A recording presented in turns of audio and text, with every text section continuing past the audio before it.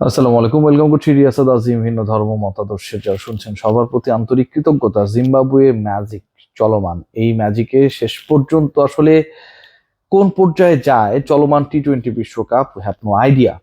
Zimbabwe যেন lily হুইপসিয়া body wash মেখেই খেলতে নামে, যেটা রেশ দীর্ঘ সময় পর্যন্ত থাকে, 72 ঘন্টা অ্যাটলিস্ট। অস্ট্রেলিয়াকে হারানো জিম্বাবুয়ে শ্রীলঙ্কাকে হারিয়ে দিয়েছে। এই দুইটা দল বা দেশের যদি আলোচনা করি, টি-20 বিশ্বকাপে দুই দলই টি-20-র সাবেক বিশ্ব চ্যাম্পিয়ন। বাংলাদেশে যে আসরটা হয়েছিল 2013-তে, সেবার শ্রীলঙ্কা চ্যাম্পিয়ন হয়েছিল, একটু আপনাদেরকে মনে করে দেওয়ার জন্য। এই দুই দলই শর্টার ভার্সন, মানে ওয়ান ডেতেও যদি আমরা চিন্তা করি, সাবেক বিশ্ব চ্যাম্পিয়ন।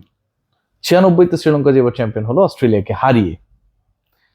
জিম্বাবুয়ে দুই বিশ্ব চ্যাম্পিয়নকে হারানো এমন এক দল, যেই দলটা এই মুহূর্তে ওই পার্টিকুলার গ্রুপ বির টপে রয়েছে। জিম্বাবুয়ে এমন এক দল, যেই দলটা সাবেক বিশ্ব চ্যাম্পিয়নদের শুধু হারায় নাই, অস্ট্রেলিয়ার বিশ্বকাপই শেষ করে দিয়েছে। তারা তাদের ঘরে ফিরে গেছে এবং পরের বিশ্বকাপে তারা স্বাগতিক হিসেবে সরাসরি কোয়ালিফাই করবে। টপ 8-এর মধ্যে তারা নাই জিম্বাবুয়ের কারণে। জিম্বাবুয়ে এমন একটা দল, যেই দলটা গত বিশ্বকাপে কোয়ালিফাই করতে পারে নাই। উগান্ডা, নামিবিয়া টাইপের দলের কাছে পরাজিত হওয়া জিম্বাবুয়ে শেষ পর্যন্ত কেঁদেছিল, ব্যথিত হয়েছিল বিশ্বকাপের টিকিট না মেলার কারণে। এবারও জিম্বাবুয়ে ওই বাছাই পর্ব পেরিয়ে এসেছে, কেনিয়াকে হারিয়ে ফাইনালি টিকিট নিশ্চিত করেছে। তানজানিয়া, উগান্ডা টাইপের দলের সাথেও তারা এবার খেলেছে। দলটা কতটা স্পিরিটেড, দলটা কতটা মনোমুগ্ধকর, দলটা কতটা সামঞ্জস্যপূর্ণ এবং একই সাথে আনন্দদায়ী, সেটা আমার কাছে মনে হয় যে এবারে বিশ্বকাপটা যারা টুকটাক ফলো করছেন তারা দেখছেন। জিম্বাবুয়ে আজকের ম্যাচে শ্রীলঙ্কাকে হারিয়ে দেবে, অস্ট্রেলিয়াকে হারানোর পর এটা নিয়ে অনেকেই অনেক ডাউট করেছিল। বাট জিম্বাবুয়েন ফ্যান, দল, ম্যানেজমেন্ট সবার মধ্যে সেই প্রত্যাশা ছিল যে এবারে বিশ্বকাপটা তারা আসলে করে দেখানোর জন্য এসেছে।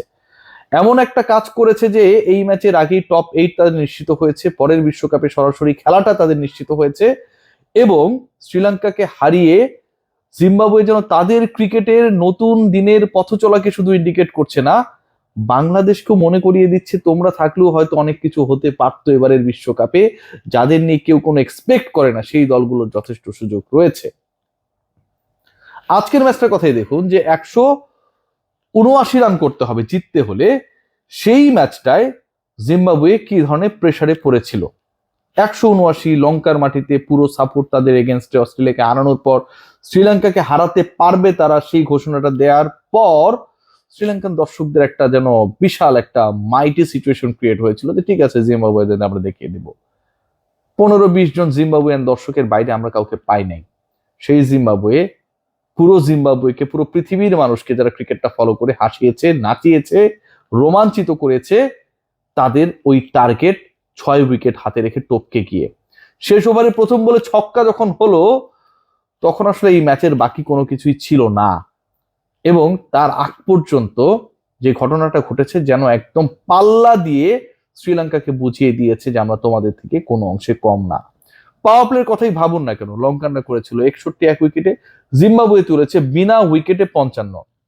পার্থক্যের জায়গাও যদি আমরা বলি, সেটা কোথায় হলো, শ্রীলঙ্কার টপ 4 ব্যাটার যদি আমরা দেখি, যে স্ট্রাইক রেটটা একটু খেয়াল করার চেষ্টা করি।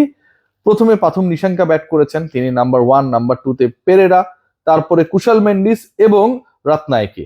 তো এই যে 4 জন ব্যাটারের কথা আমি বলছি, এদের স্ট্রাইক রেট যথাক্রমে ছিল 151, 157, 70। মানে কুশল মেন্ডিসের স্ট্রাইক রেটটা খুব একটা কনভিন্সিং ছিল না, এবং লাস্ট যার নাম বললাম 176, মানে পিটিএ খেলেছে। 6 ওভারে 61 এক উইকেটে শ্রীলঙ্কা। এক্সপেক্ট করা হচ্ছিল যে শ্রীলঙ্কা প্রথম 6 ওভারে 61 তুলতে পারে জিম্বাবুয়ান বোলিং অ্যাটাকের বিপক্ষে, নিশ্চয়ই তারা অন্তত 190 ক্রস করে যাবে, 200 হওয়া খুব বেশি দুঃসাধ্য না। 178-এ থেমে গেছে, মূলত শেষের দিকে ফিনিশিং রোলে যারা ছিল তারা ফেল করেছে। আমাদের খেয়াল করে দেখি, কামিন্দু মেন্ডিস ভালো করতে পারেননি, দাসুন সানাকা ভালো করতে পারেননি। শেষ দিকে বলা লাগে 8 বলে 15 রান করার চেষ্টা করেছেন, এবং দুশান হেমন্ত খুব একটা সুবিধা করতে পারেনি, প্রথম বল ফেসে আউট হয়ে গেছেন। স্কোরটা যেরকমটা হওয়ার কথা ছিল হয় নাই। জিম্বাবুয়ের ক্ষেত্রে ছিল পুরো উল্টো ঘটনা, একদম শেষ করে এসেছেন। আজকের এই ম্যাচের সুপার হিরো যদি বলতে হয় তাহলে ক্যাপ্টেন সিকান্দার রাজাকে বলতে হবে। 26 বলে 45 রান, শেষ 12 বলের খেলা যখন চলছিল তখন তিনি আউট হয়ে গেলেন, এবং তার ওই আউটের পরে আরো একটা উইকেটের পতন যখন ঘটলো মনে হচ্ছিল যে আসলে বড় দলগুলো এইরকম মোমেন্টাম গুলোকে কাজে লাগায়, শ্রীলঙ্কা সেটা কাজে লাগিয়ে জিম্বাবুকে হয়তো হারিয়ে দেবে, কিন্তু সেটা হয় নাই, কারণ ক্রিজে ছিলেন আরেকজন ব্রায়ান ব্যানেট। তার অপরাজিত 63, 48 বলে, বিশাল স্ট্রাইক রেট না 131, এবং সেই বিশাল স্ট্রাইক রেটে প্রয়োজনও পড়েনি 8-4 সেই ইনিংসটায়, কারণ আমরা যদি খেয়াল করে দেখি মারুমানি কিংবা রায়ান বাল এই দুজন যেভাবে এক্সেলারেট করেছেন, অ্যাটাকিং ছিলেন, তাতে বাকি ব্যাটারদের কাজটা সহজ হয়েছে, আর সহজতর হয়েছে সিকান্দার রাজার 2-4 আর 4 ছক্কার 26 বলে 45 রানের ইনিংসে। So it was totally a team game, এবং টিম গেম যদি আপনি খেলতে পারেন, আপনি যদি সেভাবে স্পিরিটেড উদ্বুদ্ধ হয়ে খেলতে পারেন, you can do anything, you can do any achievement. ওই জায়গায় আজকে মনে হয় যে Zimbabwe they did their best. অস্ট্রেলিয়াকে হারানো, আয়ারল্যান্ডকে হারানো, শ্রীলঙ্কাকে হারানো, এরকম একটা মাইটি গ্রুপ থেকে টপ র্যাঙ্ক টিম হয়ে পরের রাউন্ডে চলে যাওয়া, টপ 8-এ খেলা, এবং মাইটি অস্ট্রেলিয়াকে আউট করে দেয়া, স্বাগতিক শ্রীলঙ্কাকে সবশেষ ম্যাচে হারিয়ে দেয়া, সবশেষ বিশ্বকাপে খেলতে না পারা একটা দল যখন এই কাজগুলো করে, এবং সেই দলটার নাম যখন হয় জিম্বাবুয়ে, যখন আমরা তাকে নিয়ে হাসি ঠাট্টা করি, এটা রীতিমতো অবিশ্বাস্য, রীতিমতো প্রশংসার দাবিদার। আজকে জিম্বাবুয়ে যেই খেলা উপহার দিয়েছে, ওয়ার্ল্ড কাপের নেক্সট স্টেজে তারা কি করবে সেটাই দেখা। সবাই ভালো থাকবেন।